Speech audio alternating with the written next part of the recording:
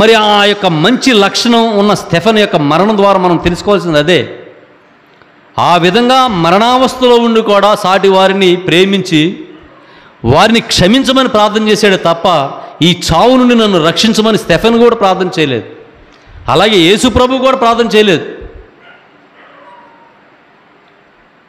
కాబట్టి ఈరోజు మన యొక్క సంఘాల్లో కావచ్చు, మన యొక్క ప్రాంతాల్లో కావచ్చు, తోటి సహోదరుల పట్ల మనం ఏ విధంగా ప్రవర్తించాలనేది స్టెఫెన్ గారి యొక్క జీవితం మనం తెలుసుకోగలిగితే చాలా మంచి విషయాలు మనం తెలుసుకోవచ్చు.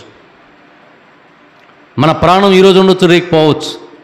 స్టెఫెన్ అదే అనుకున్నాడు, ప్రభువా నా ఆత్మను గైకొనుము, వీళ్ళు ఎడిదిరిగి రాళ్లతో కొడుతున్నారు, నన్ను చంపుతున్నారు, ఇదిగో నా ప్రాణాన్ని తీసుకో, కానీ నా ప్రాణాన్ని తీసిన వీరిని మాత్రం మీరు క్షమించాలని ప్రార్థన చేస్తే దేవుడు ఎంత సంతోషపడి ఉంటాడో మనం ఒకసారి అర్థం చేసుకోవాలి. ఏంట్రా ఇది విశ్వాసం? ఒక పక్క మరణావస్థలో కూడా శత్రువుల సహితం వీడు ప్రేమించమంటున్నాడే, క్షమించమంటున్నాడే. మరి అలాంటి ప్రార్థన దేవుడు స్వీకరిస్తాడంటే ఖచ్చితంగా స్వీకరిస్తాడు. ఎందుకంటే స్టెఫెన్ యొక్క ప్రార్థన ఆయన కోసం ప్రార్థన చేయలేదు, ఆయన్ని ఎవరైతే చంపుతూ ఉన్నారో వారి కోసం ప్రార్థన చేస్తూ ఉన్నాడు. వారి పాపాన్ని క్షమించమని ప్రార్థన చేస్తూ ఉన్నాడు.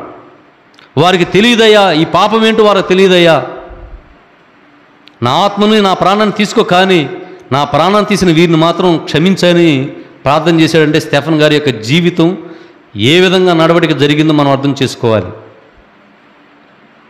ఈరోజు క్రైస్తవులైన మనం మన సంఘాల్లో అనేక మంది ద్వారా అనేక మాటలు, అనేక విమర్శలు జరుగుతూ ఉంటాయి.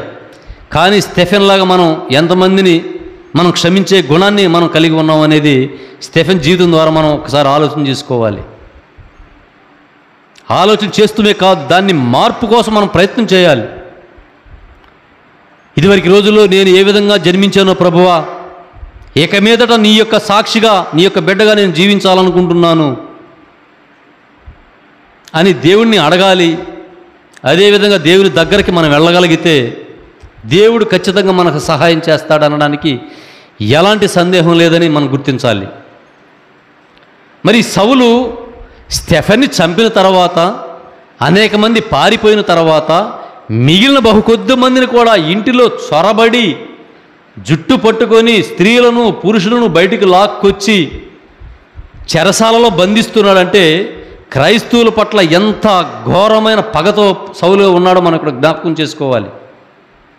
స్టెఫెన్ మరణం ద్వారా ఆగిపోవాల్సిన సువార్త అనేక దేశాల్లో విస్తరించబడుతూ ఉండటం వల్ల వీళ్ళు సహించలేకపోతూ ఉన్నారు.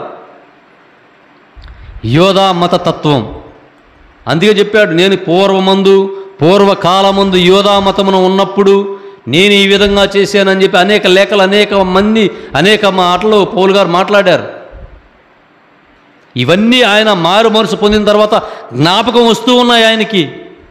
ప్రభువా, పూర్వం నేను ఇదిగో ఈ విధంగా నీ సంఘాన్ని డిస్టర్బెన్స్ చేశాను, నీ విశ్వాసులు చంపాను, నీ సంఘానికి ఘోరమైన హింసలకి మూలకారకుడిని నేనే.